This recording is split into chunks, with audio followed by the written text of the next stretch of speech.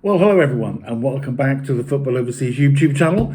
Boxing Day is done and dusted, and here we are looking at yet another full programme of Championship fixtures on Holiday Sunday, whatever you want to call this middle Sunday. It's the 29th of December, and we have a full programme once again on the same day again. So that's all good to follow.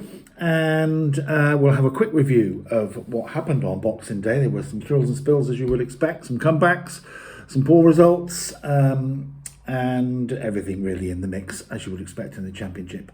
And we go forward now to another round of games, as I say, in this busy period and can be impactful period on teams. We shall see. So what did happen? Well, Leeds took advantage of Sheffield United and Burnley knocking spots off each other, and it was Burnley that actually did the knocked the spots off Sheffield United. So slightly surprisingly, maybe, as it was Bramall Lane, but they did, and they had, and it meant that Leeds took advantage of that and leapfrogged Sheffield United into top spot, having their good win against Stoke by 2-0. A fairly expected result, that one. At the bottom, not much change, because all four teams, in fact, 7 of the 8 bottom teams all lost their matches. So from 17th, Queen's Park Rangers, down to Plymouth, currently in 24th.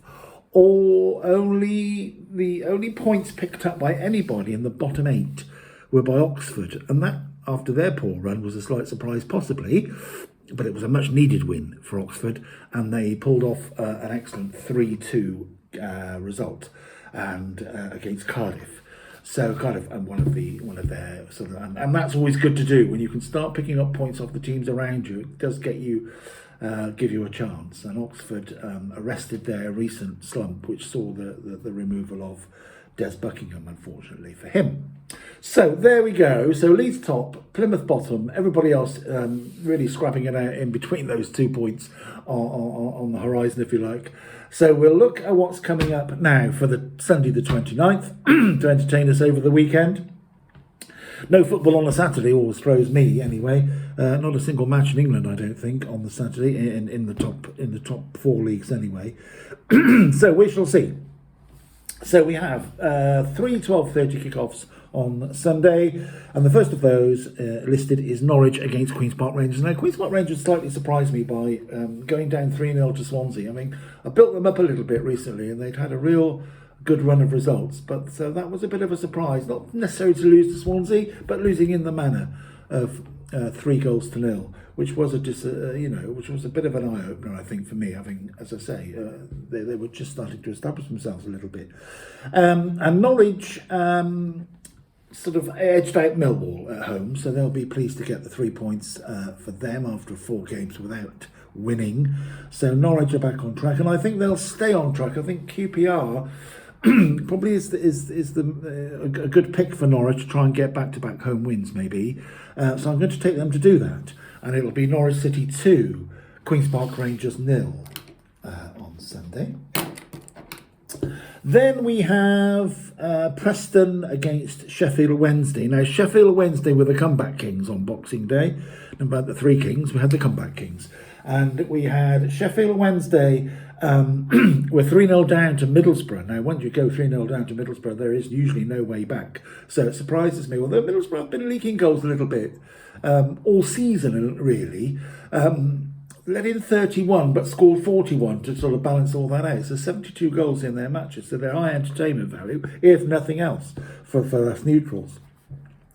So, yes, so Middlesbrough let slip a 3-0 lead. Sheffield Wednesday came back and had plenty of time for either side to win it. There was still half an hour left at that point. Preston had scraped out a 1-0 win over Hull, the sort of thing you've got to do when you're down there. Scrap away against those sides that are just below you. So that was a good win that's given them now a little bit of breathing space. 7 points clear of the relegation zone. So I think this will be a draw, and I think probably both will shake hands and, as I say, one of my phrases, shake hands and walk away at the start if they were given the opportunity. So I'm going to take it to be Preston North End 1, Sheffield Wednesday 1. Takes us on to Sheffield United, who stopped in their tracks at the weekend, admittedly against Burnley, but at home I did fancy Sheffield to edge it but it was on the other foot, and Burnley it was who edged it by 2-1. Yes, they let in another goal. So fair play to Burnley for really now making their mark. They've at times attracted not criticism, but people have been a bit sort of not wholly sort of embraced by their style. But who cares about that? They'll say, here we are, only 2 games lost. We're going into the second half of the season. This is game week 24, and we've only lost twice. So that will be their answer, and it's a pretty good answer too. So Sheffield United, as I say, were stopped in their tracks, but I think they'll get back on track this weekend with a home win against West Bromwich Albion. West Bromwich Albion went down to Derby in the final match of the Boxing Day programme. It was live on television, but it did sort of it was live on television. It was an excellent match. It was the tea time game, so I'm getting myself confused a little bit. Yes, it was the tea time game. The final game was Sheffield, Stoke City and Leeds, which we'll come to. So I think then, after all of that, I think Sheffield United will be back on track. West Brom will go to their second, and then of course, West Brom. Let's not forget. I must mention this. Carlos Corberán, their manager, head coach until that game against Derby, he has sort of engaged or in a clause in his contract that allows him to leave, and he's gone back to Spain, and he's gone to manage Valencia, who are, as we know, I think still bottom, or were bottom till a week ago, of the La Liga. So he's gone to try and rescue their fortunes. And so West Brom are now looking for a head coach, slightly surprisingly. So they fell down to Derby. I think they'll fall down to Sheffield United as well. So I'm going to take Sheffield United 2, West Bromwich Albion 0. Blackburn Rovers against Hull is the first of the 3 o'clocks. Now, Blackburn Rovers were home to Sunderland, and whilst a draw was sort of, could have easily been on the cards, third playing fourth, whatever it was. Fourth playing fifth, sorry. Blackburn are, they've had a couple of blips now after winning all those matches. So they want to get back on track pretty quickly. They drew 2 each against Sunderland, and that does include coming back from 2-1 down. So I suppose in the end, against one of your rivals, not to let them get the 3 points was the key, I guess, in the whole programme, in the whole event after all said and done. But this is one they will need to surely now start not to make this into more than a blip than it is currently. It's just a loss and a draw after 6 wins. So we shall see how they get on against Hull, but I'm going to take them to put Hull away. Hull narrowly losing to Preston on Boxing Day, so it's a bit tough at the Christmas period here. If I know that all balances out in the end, but we're having 2 away games in the space of 3 days, or 2 home games in space. There's a bit of travelling, although they try to make them local as best they can.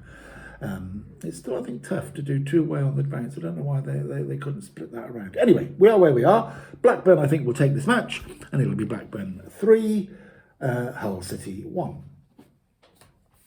Now we have Bristol City versus Portsmouth. Now, Bristol City scrapped out a 1-0 win against Luton.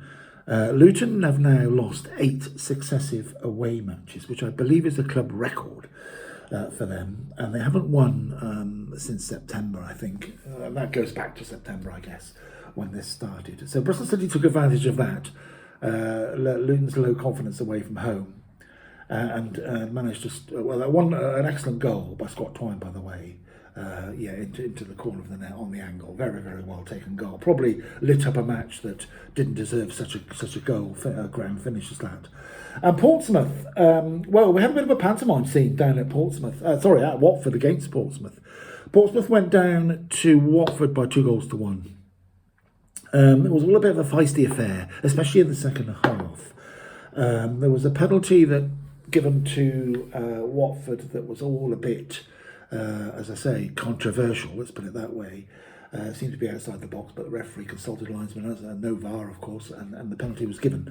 And then Watford squeaked the winner in the 5th minute of stoppage time.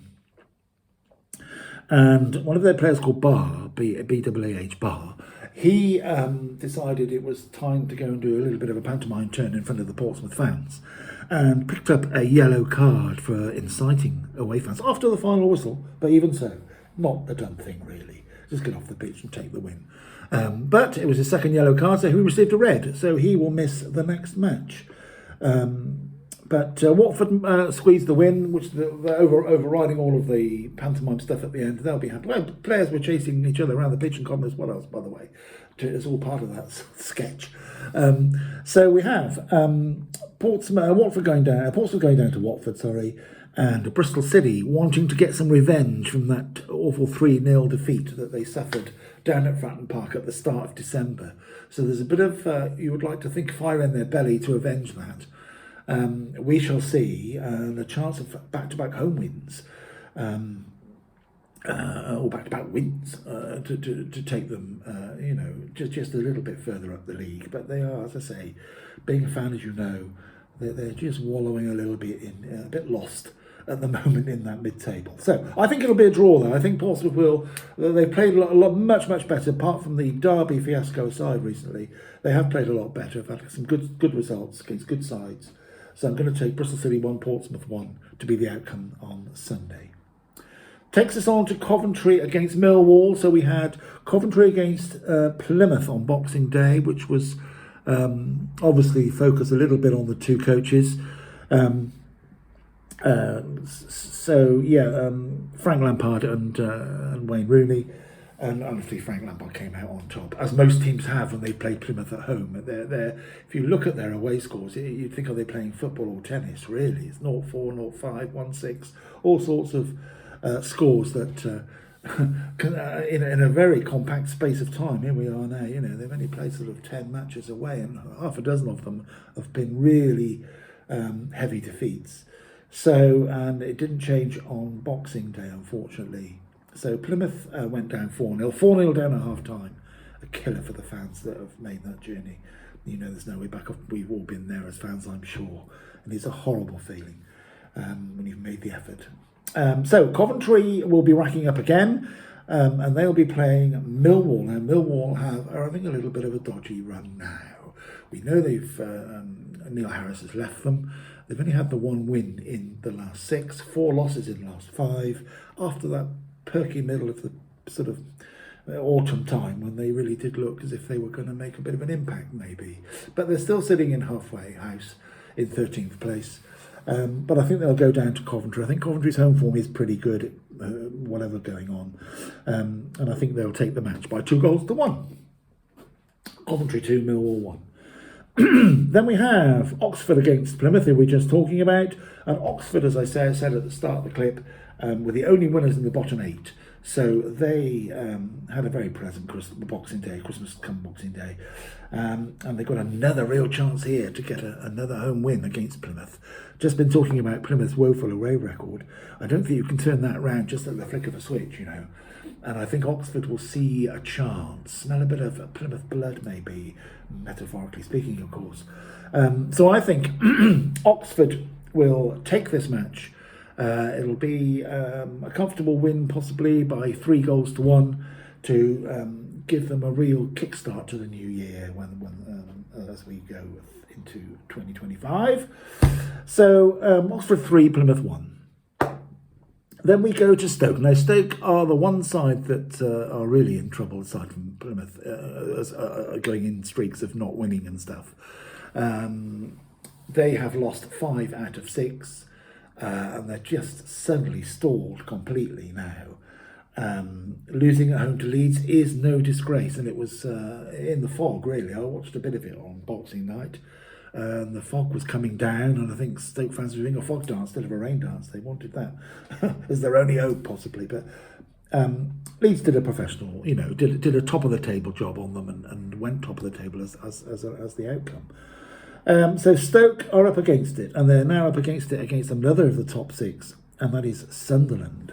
As I say, had a decent 2-2 draw at Blackburn, although they were in front. So I think Stoke will go down again. I can't see the trend stopping here. But Stoke fans hope I'm wrong, of course. So I'm going to say Stoke City 0, Sunderland 2.